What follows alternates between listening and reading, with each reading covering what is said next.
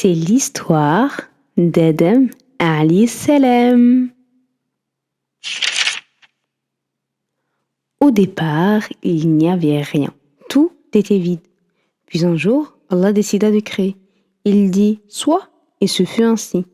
La première chose qu'Allah a créée est la plume. Il lui dit « Écris ». Elle dit alors « Seigneur, que dois-je écrire ?» Il lui dit « Écris tout ce qui va se passer jusqu'au jour dernier. » Ainsi, il n'est pas un humain qui naisse, ni une goutte d'eau qui descend du ciel, sans que cela ne soit écrit dans les tablettes bien gardées. Ensuite, il créa Al-Arsh, son trône majestueux sur lequel il s'est établi. Puis, il fit apparaître l'eau à partir de laquelle il créa toute chose vivante. Après cela, Allah créa les cieux immenses et la terre solide. Il fit les mers profondes et les montagnes comme des piquets. Il créa le ciel d'une lune brillante, des étoiles scintillantes et les animaux, grands et petits, qui vivent autour de toi. Mais ce n'est pas tout. Allah créa aussi d'autres créatures que tu ne vois pas. Les anges créés de lumière qui obéissent toujours à Allah, sans jamais lui désobéir.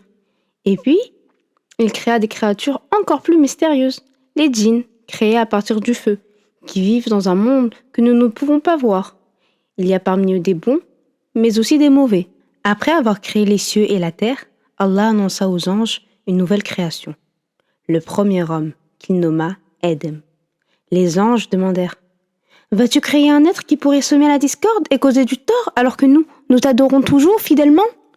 Allah leur répondit avec une sagesse infinie. « Je sais des choses que vous ne savez pas. » Car parmi la descendance d'Adam, Allah savait qu'il y aurait des prophètes, des sages et des êtres au cœur pur. Adam fut façonné à partir d'argile, et Allah lui enseigna les noms de toutes choses, les animaux, les montagnes, les mers, et bien plus encore.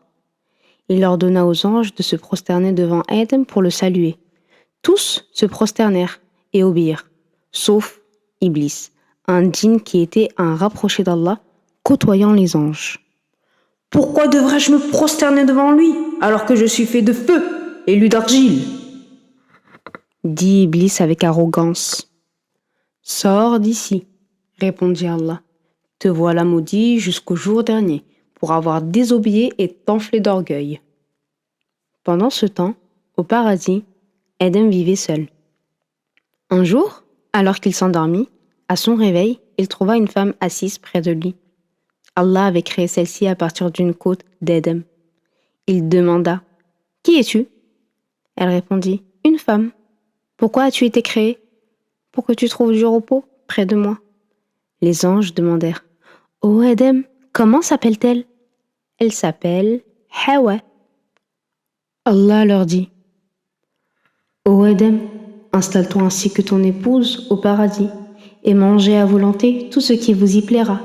Mais ne vous approchez pas de cet arbre, vous seriez alors du nombre des injustes. » C'est ainsi que Adam et Hawa s'installèrent au paradis, au jardin d'Éden, l'endroit le plus merveilleux du monde. Mais un jour, Iblis entra dans le paradis et il a commencé à parler à Adam. Il a prétendu être son ami et après l'avoir persuadé qu'il ne lui voulait aucun mal, il lui dit « Sais-tu que tu as été interdit d'approcher de la meilleure chose du paradis ? Si tu manges du fruit de cet arbre, tu resteras éternellement dans le paradis et tu pourras même devenir un ange. » Influencés par ces paroles tentatrices, ils goûtèrent tous les deux au fruit de cet arbre.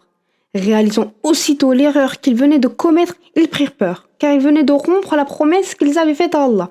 Très vite, Adam se précipita de demander pardon à son Seigneur. Il lui dit « Ô Allah, si tu ne nous pardonnes pas, nous serons du nombre des perdants. » Allah, dans sa miséricorde infinie, leur pardonna, mais les fit quitter le paradis pour la vie sur terre.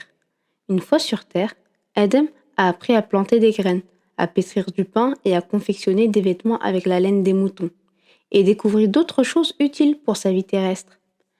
Adam et Hawa eurent beaucoup d'enfants qui peuplèrent la terre. Ils vécurent tous heureux et en paix. Quand Adam devint très vieux et sentait qu'il allait bientôt mourir, il demanda à ses enfants de lui apporter des fruits du paradis. Les enfants partirent à la recherche de ces fruits. En chemin, ils rencontrèrent les anges avec des pelles et des draps.